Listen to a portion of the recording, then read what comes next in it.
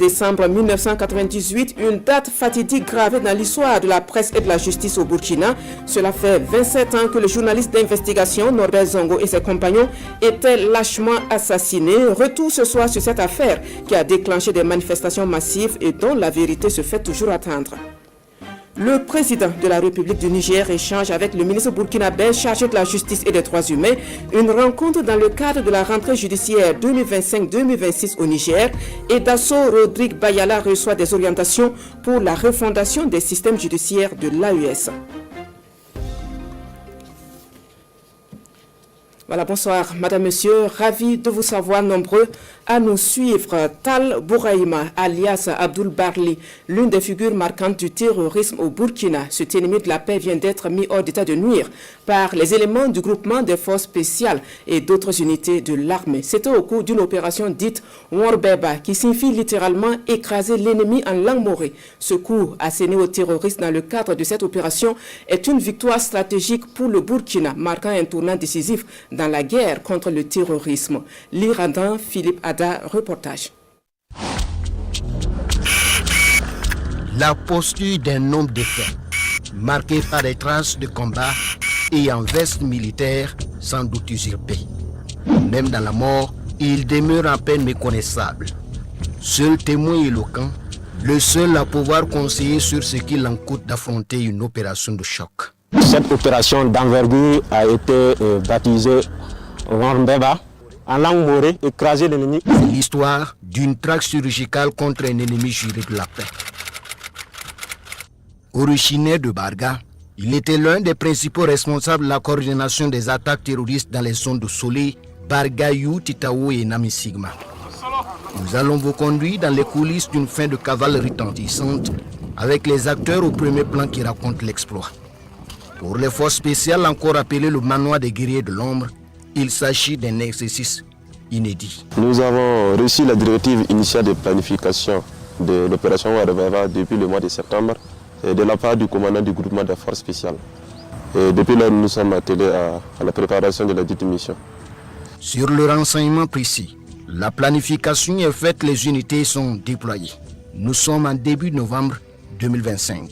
Dans la directive initiale de planification, on a reçu pour mission de démanteler toutes les bases terroristes qui sont entre Ouéguia, Tiou, Kombri, Ban. C'est la traque du leader terroriste et ses hommes qui s'engagent. L'opération a consisté à une frappe chirurgicale de certaines bases terroristes sur des renseignements très précis et ensuite une reconnaissance offensive des unités opérationnelles dans la zone. Le 12e régiment d'infanterie commando, le 14e BIR, le bataillon d'artillerie de campagne et d'intervention rapide battent la cadence.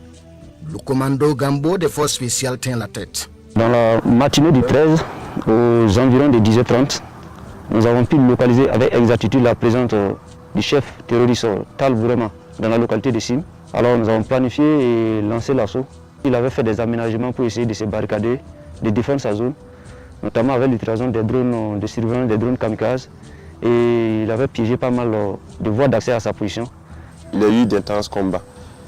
Il y a eu des échanges, des combats intenses.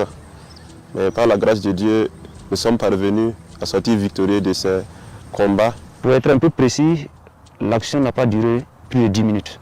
En 10 minutes, le commandant a pris l'ascendant, neutralisé Tal Bouraïma, ses gardes rapprochés et un bon nombre de gardes qui étaient présents sur le site. Un exploit apprécié par le commandement qui, après le recoupement, confirme la mort du chef terroriste, longtemps fiché par le Conseil national de sécurité d'État. Cet après-midi, le commandant du groupement des forces spéciales porte la nouvelle au sommet. Pendant que vous étiez en train de manœuvrer, le service de renseignement nous confirme effectivement que c'est un important cadre terroriste. Et pour cela, bravo, félicitations les gars, vous méritez amplement des applaudissements. Et on y va pour un croutier, nous sommes le manoir des guerriers. Plutôt qu'une simple bonne nouvelle, c'est une victoire stratégique contre un sanguinaire. Un cadre terroriste qui occupait jusque-là la fonction de chef de groupe opérationnel dans la zone d'Engané, relevant de la commune de Titaou. Les cibles de haute valeur sont souvent des proies qui intéressent bien les forces spéciales parce qu'en les éliminant, ça a un coût important sur les activités terroristes dans ce sens que celui qui est censé coordonner, trouver les moyens, donner les ordres pour que les populations ou les FDS puissent être attaqués, il n'est plus là. Le doute et le manque en matériel, mais aussi en zone de survie. La meute, d'après l'officier militaire, a été en grande partie écrasée selon les consignes du commandement. Toutes mes félicitations à l'ensemble des unités qui ont été engagées dans le cadre de cette opération. Il s'agit notamment du 12e régiment d'infanterie commando, avec en particulier son chef de corps, du bataillon d'artillerie de campagne et d'intervention rapide, du 14e bataillon d'intervention rapide, des vecteurs aériens, ainsi que l'ensemble de mes camarades opérateurs forces spéciales du manoir des guerriers de l'ombre. Des unités qui, selon le capitaine Jack, ont fait preuve de courage, de détermination et de professionnalisme. À l'ensemble de toutes ces populations qui, à travers leur résilience, nous envoient une source d'inspiration. Leur résilience est une source de motivation pour nous combattants. Je les tiens à les rassurer. Coûte que coûte, vaille que vaille, la paix reviendra bel et bien au Burkina Faso.